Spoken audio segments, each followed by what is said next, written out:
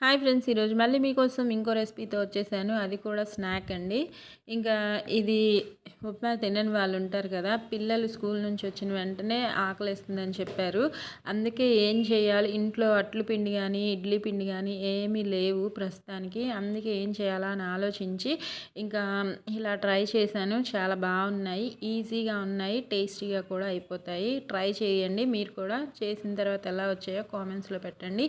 నచ్చితే లైక్ చేయండి, యూస్ఫుల్గా ఉంటే షేర్ చేయండి. ప్రాసెస్ ఇంగ్రీడియంట్స్ చూసేద్దాం, వచ్చేసేయండి. ఇంకా ముందుగా అయితే బొంబాయి రవ్వ తీసుకున్నాను. బొంబాయి రవ్వ ఒక కప్పు దాకా తీసుకున్నాను. కప్పు బొంబాయి రవ్వ ఎందుకంటే కప్పుతో కొలుచుకునేది మనకి వాటర్ క్వాంటిటీ తెలుసుకోవడం కోసము. ఇంకా స్టవ్ వెలిగించేసి కళాయి పెట్టుకున్నాను. దానిలో కరెక్ట్గా వాటర్ కప్పుకి 2 కప్పుల వాటర్ వేసుకున్నాను. ఇంకా వాటర్ వేసుకున్న తర్వాత హై ఫ్లేమ్లోనే పెట్టుకున్నాను. ఇంకా వాటర్ మరుగుతూ ఉన్నప్పుడు దీనిలో కొద్దిగా కొత్తిమీర వేసుకున్నాను. 1 రెమ్మ కరివేపాకు సరిపోతుంది. వేసేసుకొని తగినంత సాల్ట్ అంటే 1 స్పూన్ అంత సాల్ట్ కూడా వేసుకున్నాను. సాల్ట్ మీరు చూసి వేసుకోండి, మీరు తినేదాన్ని బట్టి. జీలకర్ర ఒక 1 స్పూన్ చిన్న స్పూన్ తోటి వేసుకొని ఆ వాటర్ చక్కగా మరిగేటప్పుడు మనం ఉప్మా చేసుకుంటాం కదా, యాజ్ అలానే ఉప్మా అలానే చేసేసుకోవాలి. ఇంకా లో ఫ్లేమ్లోకి మార్చుకోవాలి రవ్వ వేసేటప్పుడు మాత్రము.